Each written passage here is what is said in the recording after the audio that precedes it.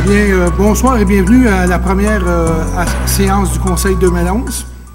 Je suis heureux d'avoir accepté cette nouvelle responsabilité. Donc, monsieur, je vous souhaite la meilleure des chances. Je voudrais d'abord faire une intervention par rapport au dépôt du rapport financier 2010. Alors, c'est ce document-là qui comporte plusieurs pages et qu'on a reçu cet après-midi à 3 heures. Un peu comme m'appuyer sur ce que M. Lemire a dit précédemment, dans le sens que les documents, vous les avez depuis vendredi. Ce n'est pas la première fois que nous intervenons pour dénoncer la réception de documents à la dernière minute. Et j'invite l'opposition à quitter la salle durant les présentations des points 1.53, 1.56. Merci, M. le Président. Voyez. La réalité est parfois difficile à assumer, M. Grégoire, parce que quand votre administration a permis des gels de taxes ou des taxes vraiment très basses, vous avez laissé croire aux citoyens que cela n'aurait pas d'impact sur le futur. Eh bien, ça, ce n'est pas être responsable. Point 1.2.1, rapport de la mairesse, Mme Saint-Hilaire. Merci, M. le Président. Vous savez, nous sommes tenus par la loi de déposer à chaque année une situation financière. Alors, ce soir, nous déposons le rapport de la situation financière de la Ville. Nous avons donc agi sur 3 fronts. Nous avons mis en place un programme de réfection et de reconstruction de nombreuses rues, incluant le remplacement des conduites d'aqueduc dans le cadre du programme de renouvellement d'infrastructures. Nous avons entrepris la phase 2 du redéveloppement de la place Charlemagne et procédé à des travaux majeurs sur le chemin de Chambly, la rue Sainte-Hélène et la montée Saint-Hubert. Il ne fait pas de doute dans mon esprit que la politique de gestion contractuelle de Longueuil doit être améliorée, M. le Président. Doit être améliorée pour prévenir toute situation susceptible de compromettre l'impartialité et l'objectivité du processus de demande de soumission et la gestion des contrats qui en résultent. Il est proposé de prendre l'orientation d'adjuger le contrat pour la fourniture de 16 automobiles Ford Crown Victoria par le service de police auprès du soumissionnaire conforme des Laurentides Ford Incorporé, pour le tout selon les termes et conditions de sa soumission. On nous demande ce soir d'approuver l'achat de 16 voitures de police d'agglomération et c'est des Laurentides Ford de Saint-Jérôme qui a gagné l'appel d'offres. On nous indique que c'est un autre soumissionnaire, en l'occurrence Jacques-Olivier Ford, qui va prendre en charge le contrat et assurera la livraison et la gestion de garantie. Il y a des mots qu'on utilise quand 2 soumissionnaires s'entendent avant le dépôt des soumissions, M. le Président, et c'est le mot collusion. J'ai aucun problème à suspendre cette résolution-là, mais j'invite le chef de l'opposition, encore une fois, de la prudence. Donc, vous nous aviez dit à un moment donné, on va voir les citoyens, vous allez être au courant, vous allez avoir de l'information. Vous n'avez pas eu d'information, on n'a pas rien vu de plus. Tout ce qu'on voit, c'est le copier-coller de l'année passée, un règlement de 2009 qui nous revient en 2011. Le 14 février 2011, c'était à la Saint-Valentin, un cadeau pour nos citoyens, on adoptait le règlement interdisant l'usage, c'est-à-dire 6839, haute institution de formation spécialisée répondant aux généralités de la classe, à l'intérieur des zones, et on répétait les zones, dont la zone A145 concernant l'ICRAF. Donc, le dossier était réglé au mois de février 2011. Colette Martial, bon, peut-être vous vous êtes ennuyée, ça fait longtemps que je n'étais pas venue. On n'avait pas grand-chose à faire aujourd'hui. On s'est dit, on va aller voir qu'est-ce qui se passe à Saint-Hubert, et quelle n'a pas été notre surprise de voir au point 16 qu'on parle encore des LICRAF. Et on vous a dit que partout les témoignages des élèves d'Europe disaient « c'est une terre propice, le Québec, pour les écoles de pilotage ». On parle d'écoles de pilotage des LICRAF. C'est bien ce qu'on entendait. Moi, M. Beaulieu, moi, comme élu, vous n'avez pas travaillé pour moi. J'ai beaucoup de peine de voir que je vous ai élu. Je pense pas que vous travaillez pour nous autres ce soir. Je regrette, là. Vous, M. Roy, c'est vrai que ça fait bien des années que vous faites de la politique. Je vous ai connu, mes enfants étaient tout jeunes. Vous étiez là, vous étiez présents pour nous. Je ne sens pas ce soir que vous êtes présents pour nous. Je regrette. J'ai pas de notes, je vais y aller spontanément, là. Vous avez une question? Ben, oui, elle va venir, mais je veux un petit préambule. Moi, ça fait longtemps que j'ai dépassé le stade de la déception, là, avec les gens en face de moi. J'en suis plutôt au stade de l'écœurement. Je veux juste vous informer que moi, je vais demander un avis légal. Parce que, en tant que citoyen, j'ai le droit d'être informé dans un délai acceptable. Et n'ayant pas eu accès à l'ordre du jour dans des délais raisonnables, et Comme je vous disais tout à l'heure, je m'excuse, je suis désolée que l'ordre du jour n'ait pas été publié sur le site. Et pourquoi on a de plus en plus de gens de Longueuil et puis de Saint-Hubert puis de Saint-Bruno qui nous disent comment ça se fait, les crafts, c'est supposé être réglé, puis il y en a encore plus qu'avant?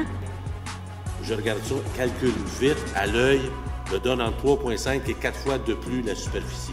C'est pourquoi votre arrogance, M. le Président? Non. Je vous demande de jaser sur un point depuis le début de l'Assemblée. Monsieur le chef de l'opposition, écoutez-moi, là. Écoutez-moi. Demander le droit de parole, c'est une chose, mais se lever comme un spring, puis ne pas demander, là, un Monsieur, instant. j'ai le droit de me lever comme un spring, comme je veux bien. Je vous ai demandé Demandez-moi le droit de parole, M. Grégoire. Point final. Discuter sur le même sujet. C'est ce que je vous ai demandé, monsieur. Allez-y maintenant. Je ne comprends pas votre arrogance. Monsieur, s'il vous plaît. Écoutez, il y a des limites. Non, écoutez-vous. C'est moi qui préside. Malheureusement. S'il vous plaît. Bien, bonjour, Monsieur le Président. Je pense que ça va, là, je suis correct. Si vous intervenez sans formuler de questions... La procédure, Mme Martial, je la connais, là. Oui, si vous voulez procéder à vos questions, s'il vous plaît. C'est parce que je trouve ça compliqué, là. D'abord, tiens à dire quelque chose qui est vraiment spécial à dire. C'est le dernier jour de mes 72 ans. J'ai lu qu'il y aurait une mosquée dans le Vieux-Longueuil. Puis moi, je trouve, pourquoi déguiser le Vieux-Longueuil? C'est un endroit pour les Québécois, premièrement, puis que c'est pour les Québécois qu'on vient s'amuser. On invite les étrangers aussi. Mais par contre... raison, Monsieur le Président, parce que j'aime à penser que tous les Québécois qui sont ici, qui vivent au Québec, qui ont choisi Longueuil surtout, parce que c'est de ça qu'on parle ici, sont fiers d'être longueuillois. Bonsoir, Monsieur le Président. Bonsoir, l'Assemblée. Bonsoir, tout le monde. Il y a une morale politique. Cette personne-là devait avoir de la bonne foi et savoir qu'elle est en train de berner les gens qu'elle a vus. Voilà, monsieur, c'est ça ma question. Merci, monsieur. Monsieur le Président, ce soir, nous présentons notre proposition d'amendement à la Charte de la Ville. Et comme la loi le prévoit, il est obligatoire pour toutes ces municipalités de procéder à leur découpage de leur territoire en districts électoraux. Because you want to save $1 million and you want to realign the districts. Ce soir, les gens de Greenfield Park devraient applaudir ce qu'on fait. Nous, on pense qu'on n'est pas assez représentés avec les nouvelles règlements que la mairesse veut présenter à la Grande Ville de Longueuil. Alors écoutez, la décision a été prise et je respecte la décision de mon collègue et je la supporte. D'abord, félicitations au Conseil pour avoir obtenu l'autorisation du gouvernement du Québec de réduire le nombre de nos élus de 26 à 15. Et comme dit notre mairesse, depuis quelque temps, c'est une économie d'1 million par année à compter de 2013. Par contre, je me demande où est-ce qu'on en est quand je vois les dépenses, où va aller cette économie-là. Le mot accroître me fait peur. Pourriez-vous m'expliquer ce que ça veut dire? Accroître ou diminuer le niveau de bruit ou de modifier les courbes isophoniques, la Ville devra alors obtenir. Est-ce que ça veut dire qu'on a l'intention d'accroître le bruit à l'aéroport? Ce que je veux dire, c'est que, étant donné que dans le temps, la vocation de l'aéroport peut évoluer et peut-être que dans 2050, il y aurait des aéronefs qui feraient plus de bruit, mais j'en doute. C'est dans ce sens-là, Monsieur Latendresse. Est-ce que ça vous va? Ça fait trop longtemps qu'on vous demande de faire partie d'une table de travail. Nous voulons nous impliquer davantage afin de faire avancer le dossier du virage animalier. Le bien-être de ces animaux qui sont au SCDD demeure une cause tout aussi urgente que les arts et la culture, Madame Saint-Hilaire, puisque nous parlons ici d'êtres vivants qui sont mis à mort de façon quotidienne due à la lenteur de vos dossiers. J'aimerais aussi porter à l'attention des citoyens que la Ville de Longueuil entreprenait cette semaine son deuxième blitz de recensement d'animaux de compagnie, que la licence pour chat et la licence pour chien est obligatoire. Et j'invite tous les citoyens à s'en procurer une. C'est comme ça qu'on pourra financer un projet novateur sans figer dans la poche des citoyens. Écoutez, une des préoccupations des gens, ce sont les infrastructures. Vous savez que... Les gens vont décider. Ça va aller comme qu'ils vont aller voter.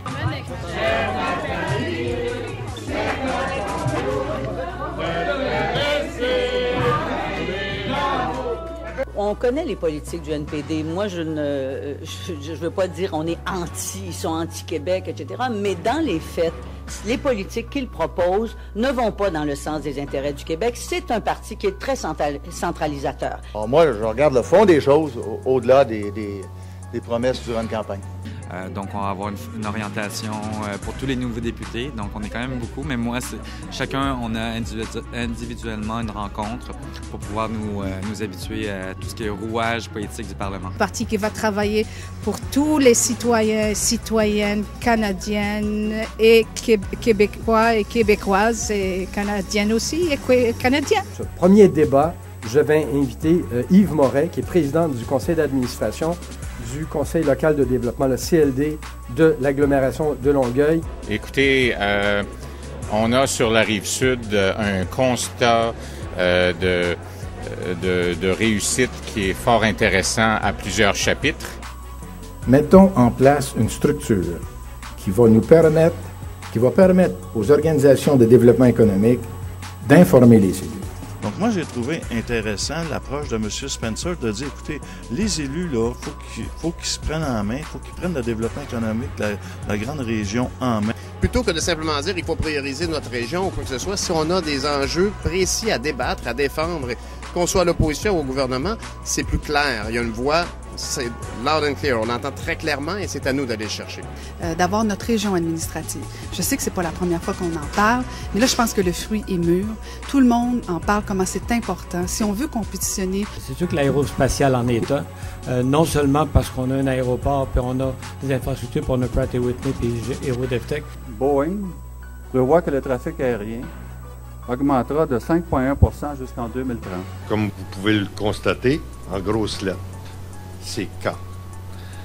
Par rapport à l'ensemble de l'évolution du dossier sur le 5 milliards, pour nous, c'est un maximum de 5 milliards. Il y a eu des études de prévisibilité qui faisaient état d'un montant allant jusqu'à ça. Mais si le gouvernement fédéral avance sur le pont Champlain, notre priorité à nous, c'est le SLR. Si vous payez pour entrer à Montréal, pour aller travailler, mais en plus vous restez sur le pont 2h30, avouez que ça devient peu un avantage de rester sur la Rive-Sud. L'intérêt qu'on a dans ce dossier est beaucoup plus grand, bien sûr, que dans un autre dossier. Je pense que ce que fait l'agglomération, ce que fait Brassard dans ce dossier-là, c'est toujours du positif. Alors, si vous installez du péage sur un pont, il faudrait l'installer sur l'ensemble des ponts de la grande région métropolitaine. Ça n'a pas été facile au départ, non pas parce que j'étais minoritaire, mais plutôt de par leur comportement, de par leur attitude. Et tant qu'à moi, c'était ça qui était plus difficile. On est en train de tout regarder ça, puis vous allez avoir dans les semaines et les mois qui suivent une approche qui va être différente.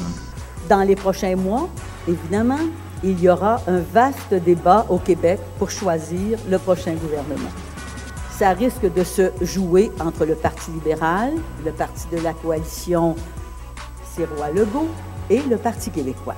On propose qu'en fait, que toutes les marges de manœuvre s'en aillent en éducation. On propose une augmentation de salaire de 20 %.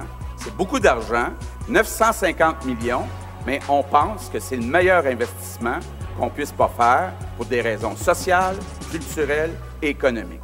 Parce qu'on ne veut pas faire comme dans les années 90, quand le gouvernement du Québec a gouverné à coup de frein et à coup d'accélérateur. Nous croyons, nous, qu'il faut y aller de manière constante et ordonnée. Après aussi avoir consulté à maintes reprises les citoyens, nous sommes satisfaits de notre budget. Les faits saillants, un budget de 359,3 millions, une hausse de la taxe foncière de 1,9 %. On regarde, il y a un club des 100 000 à la Ville de Longueuil des employés. Je pose une question, j'aimerais connaître les employés qui gagnent aujourd'hui 100 000 et plus. Il est proposé de retenir pour l'adoption du budget de la Ville de Longueuil visant ses compétences d'agglomération pour l'exercice financier 2012, un total des quotes-parts qui sont répartis entre les villes liées comme indiqué dans la présente. Donc, les dépenses comme telles, on serait d'accord avec le budget. C'est la répartition de la quote-part qui, pour nous, à Saint-Lambert, demeure inacceptable. En fait, on la trouve injuste et tout à fait non équitable.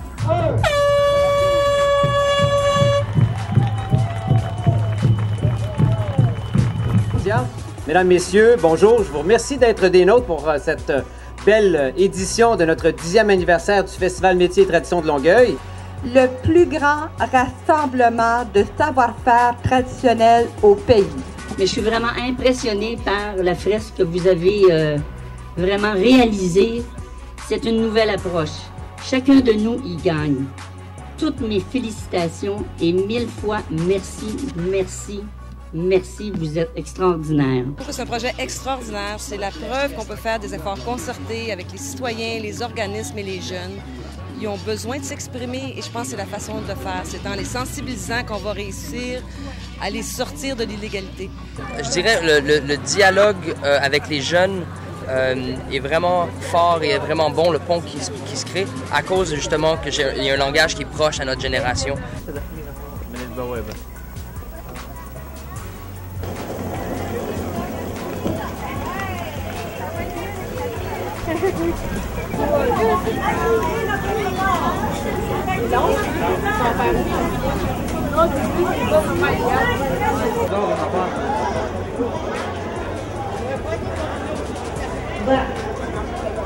C'est même pas dégoûtant. Je l'appelle. On va fermer les ballons. On va faire la danse des grenouilles.